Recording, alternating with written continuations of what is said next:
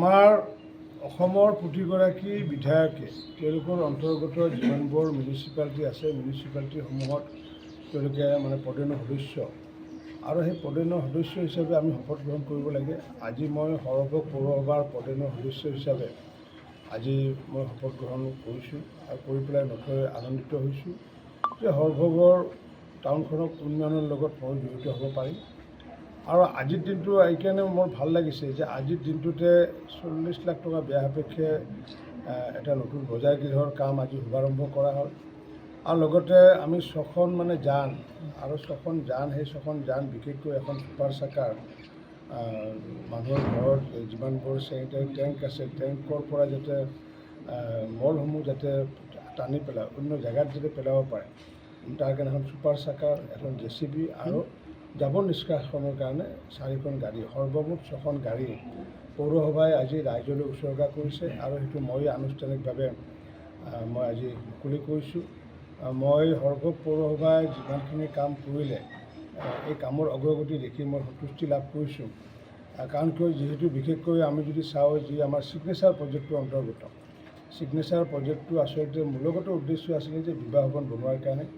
আজি মই দেখিলোঁ যে প্ৰায় 18খনতকৈ বেছি বিয়া তাতে অনুষ্ঠিত হৈছে আৰু মই ভাবোঁ যে মানুহৰ মাটিকালি যিহেতু কমি আহিছে আজিকালি, গতিকে বিবাহ ভৱন এটা খুবেই প্ৰয়োজন আছিলে আৰু এইটো মই 10 কোটি টকা ব্যয় সাপেক্ষে মই বিধায়ক থাকোঁতে এইটো নিৰ্মাণ কৰি দিছিলোঁ আৰু তাত এতিয়া বিবাহ ভৱন আৰম্ভ হৈছে শুনি ভাল লাগিলে।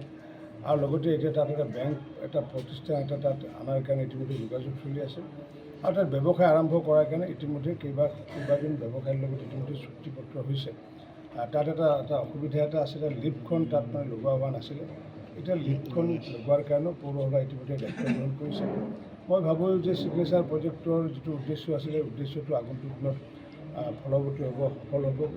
এই যি তেওঁলোকে ডেভেলপ কৰিলে এই ডেভেলপৰ লগতে আজি পৌৰসভাই মোক আহ্বান জনাইছিলে যে আমাৰ যিখন চিভিল হস্পিটেলখন কেতিয়া আৰম্ভ কৰিব এই বিষয়ে মোক আজি কমিশ্যনাৰসকলে চেয়াৰমেন ভাইচ চেয়াৰমেনকে আদি কৰি কমিশ্যনাৰসকলে মোক জনাইছিলে আৰু তৎকালীনভাৱে মই তাৰে পৰা সভাকক্ষৰ পৰাই আমাৰ স্বাস্থ্য মন্ত্ৰী অশোক সিংহৰ লগত আলোচনা কৰিছোঁ যে তাতে সোনকালে যাতে ষ্টাফ যাতে দিয়ে আৰু তেওঁৰ লগে লগে তৎকালীনভাৱে মোৰ কথাষাৰ তেওঁ আগন্তুক দিনত ষ্টাফ দিম বুলি ইতিমধ্যে আজি জনাইছে।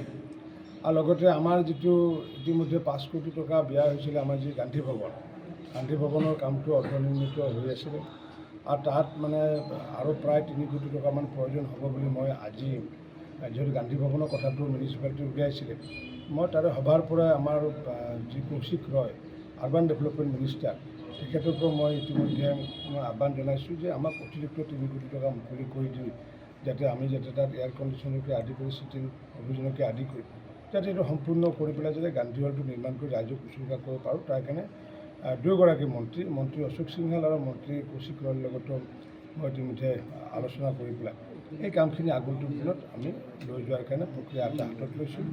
সামগ্ৰিকভাৱে নিশ্চিত ওপৰত পূৰ্বতো 10 বছৰ ধৰি সৰভোগ টাউনৰ উন্নয়নত জড়িত হৈ আছিলোঁ আৰু এইবাৰ পুনৰ সৰভোগ টাউনৰ লগত উন্নয়নত জড়িত হ'বলৈ পাই মই নথৈ আনন্দিত হৈছোঁ।